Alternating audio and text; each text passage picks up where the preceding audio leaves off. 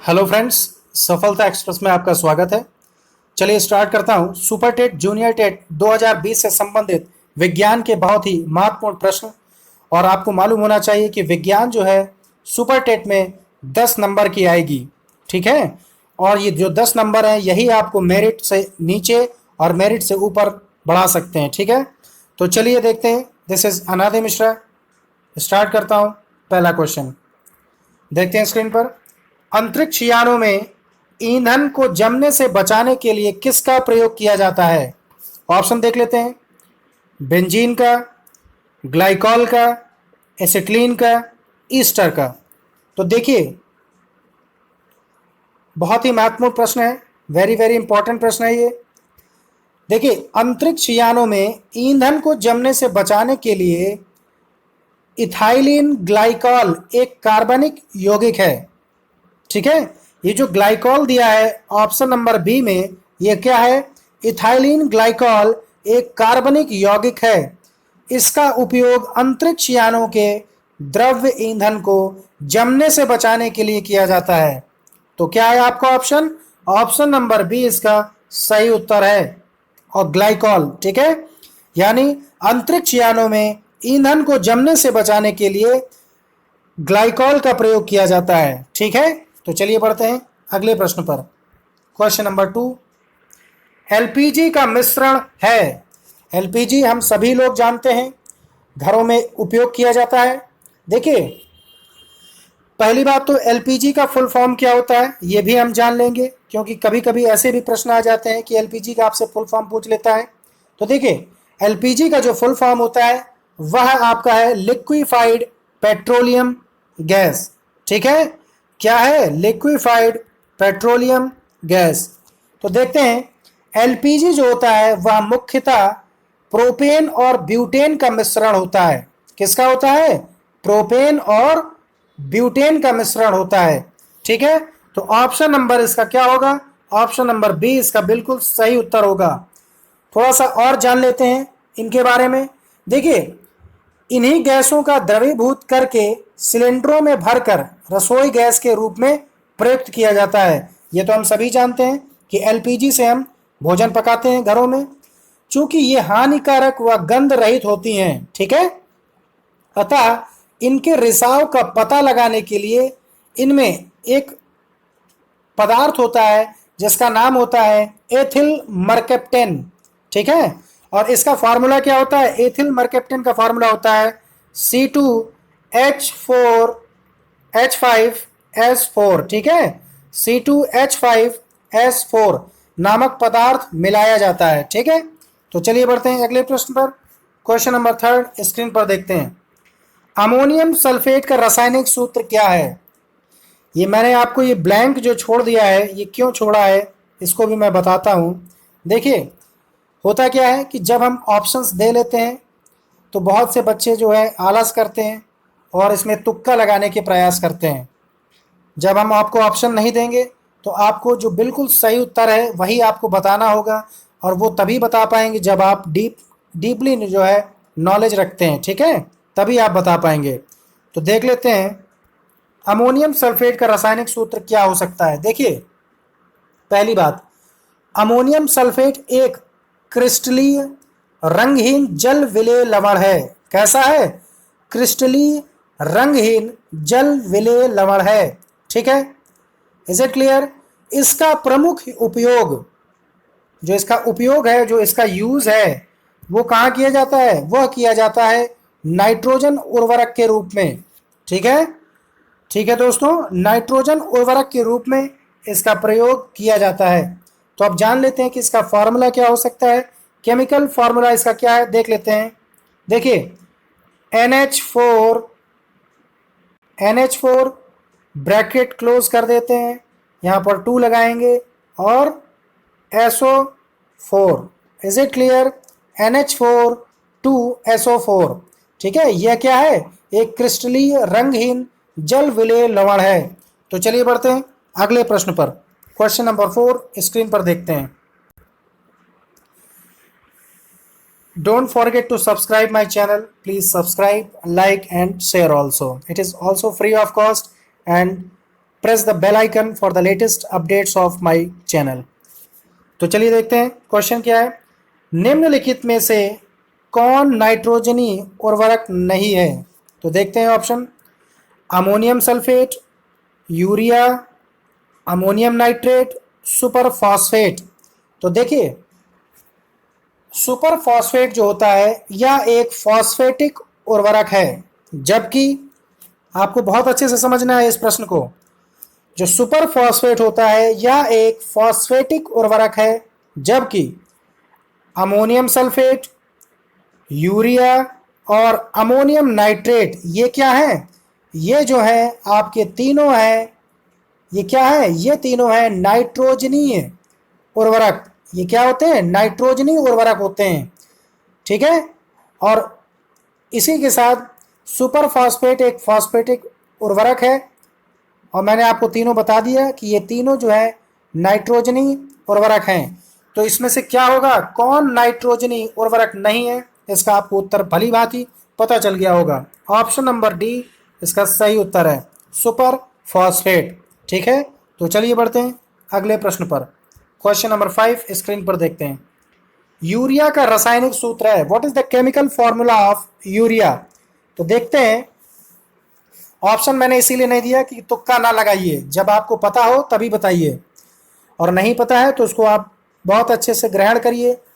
देखिए रासायनिक जो सूत्र होता है वह आपका है NH2 ब्रैकेट क्लोज 2CO, ठीक है। यह आपका क्या है? यह है आपका है रासायनिक सूत्र।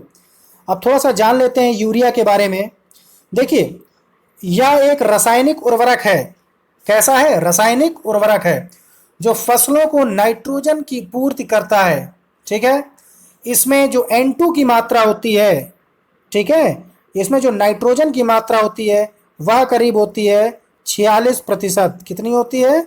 46%, 46%। यह पहला कार्बनिक यौगिक है जिसे प्रयोगशाला में बनाया गया है। यह भी आपसे पूछा जा सकता है कि कौन सा कार्बनिक यौगिक है जिसे प्रयोगशाला में बनाया गया है? तो वह आपका है नाइट्रोजन N2, ठीक है। तो चलिए बढ़ते हैं अगले प्रश्न पर। क्वेश्चन नंबर 6 स्क्रीन पर देखते हैं। रेफ्रिजरेटर में सामान्यतः किस शीतलक कूलेंट का प्रयोग किया जाता है? देखिए एक कूलेंट होता है जो हमारी फ्रिजेस होती हैं, रेफ्रिजरेटर्स होते हैं, उसमें उपयोग किया जाता है। वह कौन सा होता है? देख लेते हैं ऑप्शन।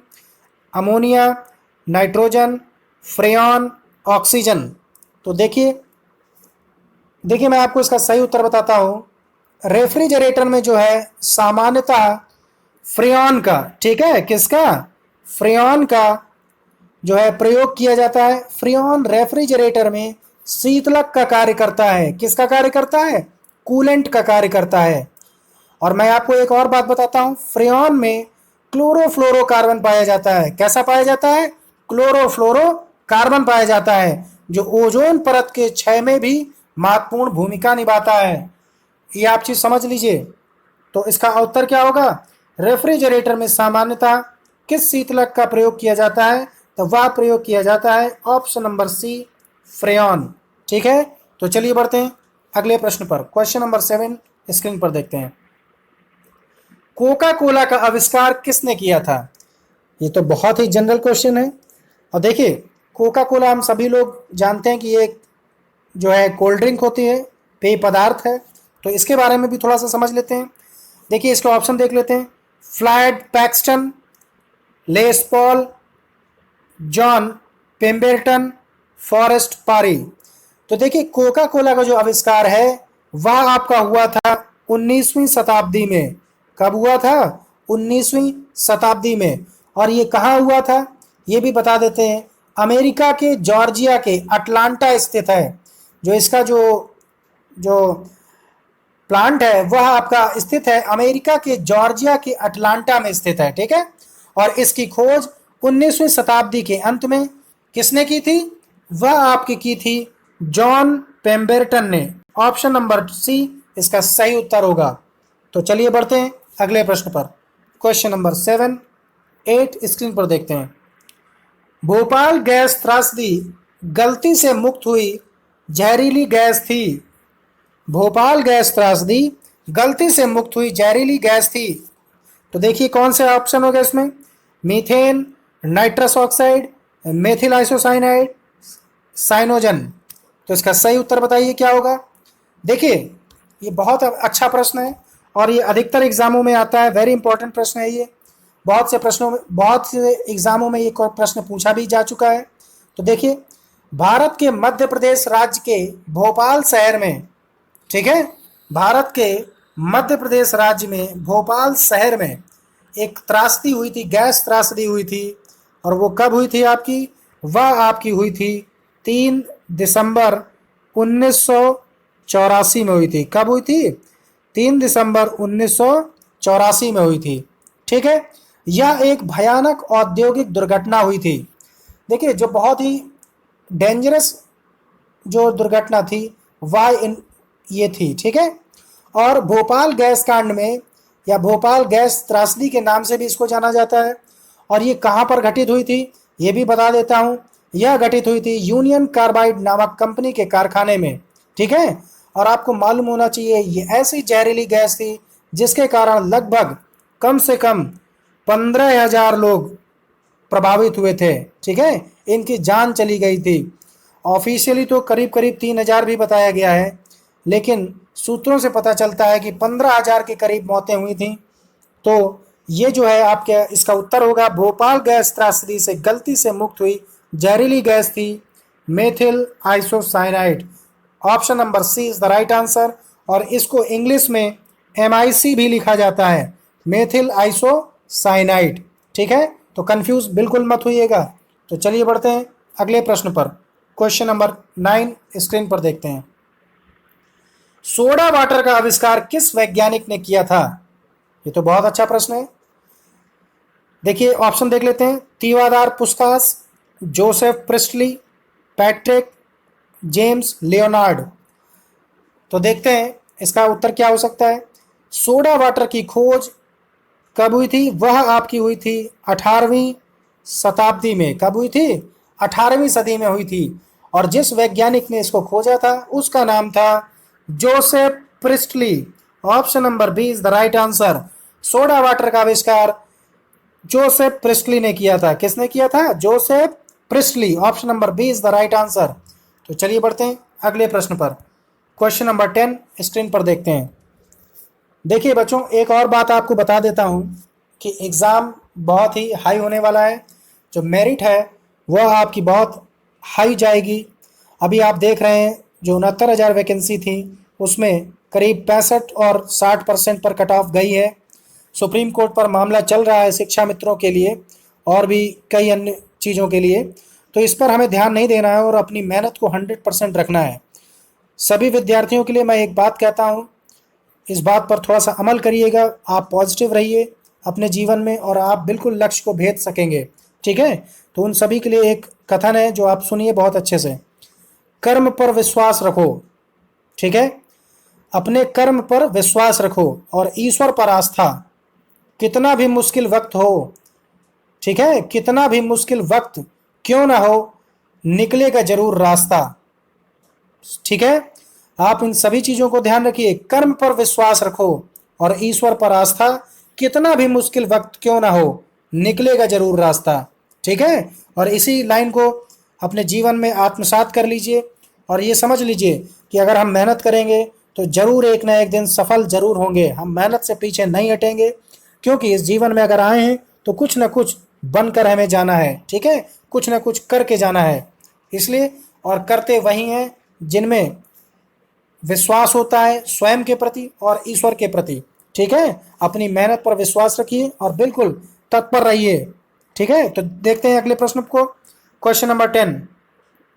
जब कुएं से पानी की बाल्टी ऊपर खींचते हैं तो हमें महसूस होता है कि बाल्टी पानी की सतह से ऊपर भारी हो गई है, पानी की सतह से ऊपर हल्की हो गई है, पानी से बाहर आकर स्थिरता खो बैठी है, पानी से बाहर आकर उसके द्रव्यमान यानी मास में प्राप्ति हुई है। तो देखिए इसका सही उत्तर क्या हो सकता है बच्चों, बताता हूं। देखिए जब कुएं से बाल्टी को ऊपर खींचते हैं तो क्या महसूस होता है। बहुत से लोगों ने कुएं नहीं देखे होंगे जो पुराने लोग होंगे उन्होंने कुएं देखे होंगे अपनी लाइफ में, ठीक है, और उनका प्रयोग भी किया होगा, देखा होगा किस तरह से बाल्टी अंदर डाली जाती है कुएं में और बाल्टी निकाली जाती है पानी भरकर। तो देखते हैं इसका क्या है उत्तर। देखिए, एक आर्किमिडीज का सिद्धांत है, ठीक है। आर्किमिडीज का सिद्धांत कहता है किसी वस्तु का भार, बहुत अच्छे से समझ लीजिए, आर्किमिडीज का सिद्धांत कहता है किसी वस्तु का भार पानी के अंदर कम, ठीक है, तथा पानी की सतह के ऊपर अधिक प्रतीत होता है, ठीक है। जब भी हम कभी देखते होंगे डेली लाइफ में, जब भी हम नहाने जाते हैं तो जब हम मग होता है वो बाल्टी में जब डुबो देते हैं तो उसका भार बहुत कम लगता है, लेकिन जैसे ही हम मग को ऊपर लेके आते हैं, पानी अपने शरीर पर डालते हैं नहाने के लिए, तो लगता है, महसूस होता है कि पानी थोड़ा सा जो मग है वो भारी होने लगा है, ठीक है। तो यही प्रश्न पूछ रहा है आपसे, ठीक। तो देखते हैं, इस बल को उत्प्लावन बल या उत्पेक्ष उत्क्षेप कहते हैं, ठीक है। क्या कहते हैं? उत्प्लावन बल कहते हैं। जब पानी की बाल्टी ऊपर आती है तो उत्प्लावन बल समाप्त हो जाता है, ठीक है। कौन सा बल समाप्त हो जाता है? वो समाप्त हो जाता है आपका उत्प्लावन बल, और बाल्टी भारी महसूस होने लगती है। तो इसका सही उत्तर क्या होगा? जब कुएं से पानी की बाल्टी को ऊपर खींचते हैं तो हमें महसूस होता है कि पानी की सतह से ऊपर भारी हो गई है, ठीक है। तो ऑप्शन नंबर ए इसका बिल्कुल सही उत्तर होगा। तो चलिए बढ़ते हैं अगले प्रश्न पर। क्वेश्चन नंबर 11 स्क्रीन पर देखते हैं। देखिए, प्रेशर कुकर के अंदर का उच्चतम ताप निर्भर करेगा। बहुत अच्छा प्रश्न है, डेली लाइफ से जुड़ा हुआ प्रश्न है, और मैं उम्मीद करता हूं कि जितनी भी हमारी बहनें और गृहिणियां हैं इसका सही उत्तर उनको पता होगा, और जिनको नहीं पता है तो उनको अब पता चल जाएगा। देखिए, प्रेशर कुकर के अंदर का उच्चतम ताप निर्भर करेगा, ऑप्शन देख लेते हैं। ऊपर के छेद का क्षेत्रफल व उस पर रखा गया वजन पर, ऊपर के छेद का क्षेत्रफल व पकाए जाने वाले पदार्थ पर, ऊपर के छेद पर रखा गया वजन व पकाए जाने वाले पदार्थ पर, ऊपर के छेद के केवल क्षेत्रफल पर। देखिए, ऑप्शन एक बार फिर से समझ लेते हैं इस प्रश्न को। प्रेशर कुकर के अंदर का उच्चतम ताप निर्भर करेगा, वह किस पर करेगा? थोड़ा सा समझ लेते हैं। जल का जो बॉइलिंग पॉइंट होता है, ठीक है, जो जल का क्वथनांक होता है वह वायुमंडलीय दबाव पर निर्भर करता है। पहली बात, जो जल का क्वथनांक होता है वह वायुमंडलीय दबाव पर निर्भर करता है, ठीक है। वायु का दाब बढ़ जाने पर क्वथनांक बढ़ जाता है, इस बात को नोट कर लीजिएगा। जो वायु का दाब होता है वह जब बढ़ता है तो क्वथनांक भी बढ़ जाता है, यानी बॉइलिंग पॉइंट इंक्रीज हो जाता है। दबाव घट जाने पर क्वथनांक कम हो जाता है, ठीक है। जब वायु दाब जो दबाव होता है जब घट जाता है तो क्वथनांक यानी बॉइलिंग पॉइंट हमारा डिक्रीज हो जाता है, कम हो जाता है, ठीक है। तो प्रेशर कुकर में वायु का दबाव बढ़ जाने से क्वथनांक बढ़ जाता है। इसके साथ ही इसके अंदर का उच्चतम ताप ऊपर के छेद का क्षेत्रफल तथा उस पर रखे वजन का निर्भर करता है। तो ऑप्शन नंबर ए इसका बिल्कुल सही उत्तर होगा। देखिए, एक बार फिर से समझ लीजिए प्रश्न को। प्रेशर कुकर के अंदर का जो उच्चतम ताप निर्भर करेगा वह आपका करेगा ऊपर के छेद का क्षेत्रफल व उस पर रखा गया वजन पर, ठीक है। तो चलिए बढ़ते हैं अगले प्रश्न पर। क्वेश्चन नंबर 12 स्क्रीन पर देखते हैं। Please don't forget to subscribe my channel. If you like my video please hit the like button, share, ठीक है। आप अगर शेयर करते हैं और लाइक करते हैं तो आप समझ लीजिए आप एक गुरु को अपने गुरु दक्षिणा देते हैं, ठीक है।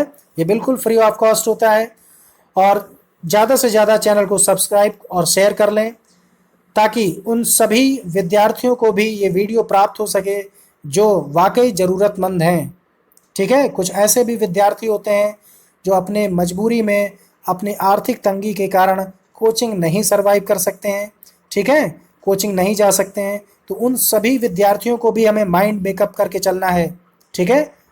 Is it clear? कुछ दिव्यांग भी होते हैं, उनका भी हमें बहुत ख्याल रखना है, और ये हमारा काम है, हम इसको ज़रूर करेंगे, ठीक है। इसमें बिल्कुल भी संकोच मत करिए, थोड़ी सोच को जो है बड़ा कर लीजिए, ठीक है। तो चलिए देखते हैं क्वेश्चन नंबर 12 को। एक व्यक्ति स्थिर जल में नाव में खड़ा है, यदि वह किनारे की ओर चले तो, ठीक है, तो क्या होगा आगे देखते हैं। किनारे की ओर बढ़ेगी, किनारे से दूर बढ़ेगी, स्थिर रहेगी, डूब जाएगी। एक बार प्रश्न और रिपीट करता हूं आपसे। देखिए, एक व्यक्ति जो स्थिर जल में नाव पर खड़ा हुआ है, ठीक है, जल जो है रुका हुआ है, उसमें बहाव बिल्कुल भी नहीं है। यदि वह किनारे की ओर चले तो क्या होगा, किनारे की ओर बढ़ेगी, क्या बढ़ेगी, नाव बढ़ेगी, किनारे की से दूर बढ़ेगी, स्थिर रहेगी या डूब जाएगी। तो देख लेते हैं। देखिए, इसमें एक लॉ होता है, वो आपका लगेगा Newton's third law of motion, ठीक है। न्यूटन का जो थर्ड लॉ है वह आपका लगेगा। जो न्यूटन का जो तीसरा नियम है, क्रिया प्रतिक्रिया का नियम, इसके कारण से एक व्यक्ति स्थिर जल में नाव पर खड़ा है, यदि वह किनारे चले तो नाव किनारे से दूर जाएगी। कैसे जाएगी, किनारे से दूर बढ़ेगी। ऑप्शन बी इसका सही उत्तर होगा। आपको मालूम होना चाहिए कि जो तृतीय नियम है न्यूटन का, वह क्या कहता है, every action has equal and opposite reaction. Is it clear to everyone? Newton's third law of motion states that every action has equal and opposite reaction, ठीक है। तो ये आपको मालूम होना चाहिए कि न्यूटन के जो थर्ड लॉ है वह इस पर आधारित है। तो इसमें जो नाव है वह किनारे से दूर बढ़ेगी, ठीक है। ऑप्शन नंबर 20 इसका बिल्कुल सही उत्तर हो जाएगा। तो चलिए बढ़ते हैं अगले प्रश्न पर। क्वेश्चन नंबर 13 स्क्रीन पर देखते हैं। किस ताप पर पानी का घनत्व यानी डेंसिटी अधिकतम होता है? देखिए, ऑप्शन देख लेते हैं। 4 degree Celsius, 0 degree Celsius, -4 degree Celsius, -8 degree Celsius. देखिए, जो पानी का जब घनत्व होता है वह कब बढ़ता है कब घटता है, इसको थोड़ा सा समझ लेंगे। देखिए, अधिकतर द्रवों को जो गर्म करने पर उनका आयतन बढ़ता है तथा घनत्व घटता है, ठीक है। जो आयतन होता है, जो वॉल्यूम होता है, वह आपका क्या हो जाता है, बढ़ जाता है जब हम अधिकतर द्रवों को गर्म करते हैं। Is it clear? और घनत्व क्या होता है, घट जाता है। लेकिन पानी का जो व्यवहार होता है वह 0 डिग्री सेल्सियस से लेकर के 4 डिग्री सेल्सियस के बीच ठीक उल्टा होता है। मित्रों, आप बहुत अच्छे से समझ लीजिए। 0 डिग्री सेल्सियस से लेकर के 4 डिग्री सेंटीग्रेड तक जो इसका जो पानी का व्यवहार होता है ये ठीक उल्टा हो जाता है। इसका मतलब 0 डिग्री पर पानी को लेकर गर्म किया जाए तो 0 डिग्री से लेकर 4 डिग्री सेल्सियस तक इसका आयतन घटता है और घनत्व बढ़ता है। तो 4 डिग्री सेल्सियस के आगे गर्म करने पर इसका जो व्यवहार होता है वो सामान्य द्रवों की भांति होता है, अर्थात 4 डिग्री सेल्सियस के आगे गर्म करने पर इनका आयतन बढ़ता है और घनत्व घटता है। तो इसका सही उत्तर क्या होगा? किस ताप पर पानी का घनत्व अधिकतम होता है? तो वह होता है option number A is the right answer, 4 degree centigrade पर, ठीक है। तो चलिए बढ़ते हैं अगले प्रश्न पर। क्वेश्चन नंबर 14 स्क्रीन पर देखते हैं। उन सभी बच्चों से मेरा एक निवेदन है जो बच्चे ये सोचते हैं कि सीटेट 2020, ठीक है, सीटेट 2020 अभी पोस्टपोन हो चुका है ड्यू टू कोरोना वायरस, तो पढ़ाई बहुत आराम से करेंगे। उन सभी के लिए मैं कह देना चाहता हूं कि आप अपनी पढ़ाई में तत्पर रहिए, अपना 100% दीजिए। आप समझ लीजिए कि आप एक सैनिक की भांति हैं, ठीक है। सैनिक जिस तरह से अपनी पोस्ट पर अपने कर्तव्य को 100% निभाता है, उसी तरह से आप विद्यार्थी एक सैनिक की भांति जीजिए, ठीक है। और अपने जो कर्तव्य हैं उनको आप 100% रखिए और पढ़ाई बहुत अच्छे से कर लीजिए, क्योंकि जो आने वाला कंपटीशन है वो बहुत ही हाई होने वाला है और सीटों की मारामारी बहुत बढ़ जाएगी। और अगर आपको एक सीट प्राप्त करनी है सरकारी, तो आपको उतनी मेहनत भी करनी पड़ेगी, आपको आज स्वयं जलना भी पड़ेगा, ठीक है। जब गैस पर कोई चीज़ जलाई जाती है तभी वो पकती है, इसलिए आप स्वयं मेहनत करें, ठीक है। दबाव पर आने पर मेहनत ना करें। नहीं तो आप जॉब भी नहीं पा पाएंगे। ये भी आप बहुत समझ लीजिए, बहुत ही क्लियर बात करता हूँ मैं। देखिए ऑप्शन क्वेश्चन देख लेते हैं। जल का अधिकतम घनत्व होता है, वह क्या होता है? 373 केल्विन, 277 केल्विन, 273 केल्विन, 269 केल्विन। ठीक है, केल्विन डिनोटेड होता है के से। तो देखिए जल का जो अधिकतम घनत्व होता है वो कब होता है? जल का 4 डिग्री सेंटीग्रेड पर आयतन न्यूनतम और घनत्व अधिकतम होता है। समझ गए? जल का जो है 4 डिग्री सेंटीग्रेड पर आयतन न्यूनतम और घनत्व अधिकतम होता है, परंतु जो ताप होता है 4 डिग्री सेंटीग्रेड से अधिक करने पर इसका जो घनत्व होता है वह कम होने लगता है। ठीक है, ताप जो होता है वह आपका क्या है? केल्विन है। ठीक है, तो इसका फॉर्मूला भी क्या होगा ये भी आप थोड़ा सा समझ लीजिए। केल्विन को निकालने का फॉर्मूला क्या है? देखिए ये आपका हो गया सेल्सियस प्लस 273। ठीक है, अब इसको आप कैसे निकालेंगे? जो जल का अधिकतम घनत्व कब होता है मैंने आपको बताया, वह होता है 4 डिग्री सेल्सियस पर। तो अगर आप K is equal to 4 degree Celsius plus 273 Celsius, इसको आप जब जोड़ देंगे तो ये सभी का क्या बनेगा? यह आपका बन जाएगा 277 kelvin. Option number B is the right answer, 277। ठीक है, 277 kelvin, 277 kelvin. Is it clear? जल का अधिकतम घनत्व होता है 277 केल्विन पर। ठीक है, तो चलिए बढ़ते हैं। अगर सेल्सियस में पूछता है तो 4 डिग्री सेल्सियस हो जाएगा। तो चलिए बढ़ते हैं अगले प्रश्न पर। क्वेश्चन नंबर 15 स्क्रीन पर देखते हैं। देखिए मथने के पश्चात क्रीम का दूध से पृथक हो जाने का कारण है। ऑप्शन देख लेते हैं। गुरुत्वाकर्षण बल, ससंजक बल, अपकेंद्री बल, उपर्युक्त में से कोई नहीं। तो देखिए मथने के पश्चात क्रीम का दूध से पृथक हो जाने का कारण है। अभी इस प्रश्न से मैं आपको एक सीख भी दे देता हूं कि मथने के पश्चात क्रीम का दूध से पृथक हो जाना आप अपने जीवन में आत्मसात कर लीजिए। जब आप स्वयं को मथेंगे तो आप दूध से अलग होकर के, यानी औरों से अलग होकर के एक क्रीम की भांति चमकेंगे। ठीक है, और तभी आप सरकारी सीट को प्राप्त भी कर सकते हैं। आप समझ लीजिए, जब हम दूध को मथते हैं तभी क्रीम जो है दूध से अलग होती है। ठीक है, या दूध बनना है या क्रीम बनना है, पहले तो हमें दूध बनना है क्योंकि मेहनत करेंगे, और जब हम मेहनत करेंगे तभी हम क्रीम बनेंगे। Is it clear to everyone? बहुत अच्छे से मेहनत कर लीजिए। तो देखिए इसका ऑप्शंस क्या है। पहला ऑप्शन है गुरुत्वाकर्षण बल यानी ग्रेविटेशनल फोर्स, ससंजक बल, अपकेंद्री बल यानी सेंट्रीफ्यूगल फोर्स। तो थोड़ा सा देख लीजिए कि गुरुत्वाकर्षण बल क्या होता है। जब हम कोई बॉल आसमान में ऊपर फेंकते हैं तो वो क्यों नीचे आ जाती है? वो आती है ड्यू टू ग्रेविटेशनल फोर्स, जो एक चुंबकीय शक्ति होती है पृथ्वी में, वो उसको खींच लेती है। गुरुत्वाकर्षण बल उसे कहते हैं। ठीक है, अब सेंट्रीफ्यूगल फोर्स यानी अपकेंद्री बल, यह क्या होता है? यह होता है गतिशील वस्तु में, ठीक है, गतिशील वस्तु में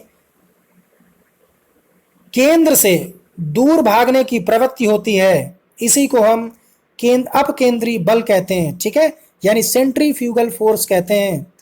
तो देखिए मथने के पश्चात क्रीम का दूध से पृथक हो जाने का कारण होता है, वह आपका होता है option number C is the right answer, अपकेंद्री बल यानी सेंट्रीफ्यूगल फोर्स, यानी सेंट्रीफ्यूगल फोर्स। ठीक है, यानी centrifugal force. Is it clear to everyone? ठीक है, और इसके उदाहरण क्या हो सकते हैं? ठीक है, देखिए कपड़ा सुखाने की मशीन और दूध से मक्खन निकालने की मशीन। ठीक है, is it clear to everyone? तो इसी के साथ क्लास आज की समाप्त होती है। Good bye everyone.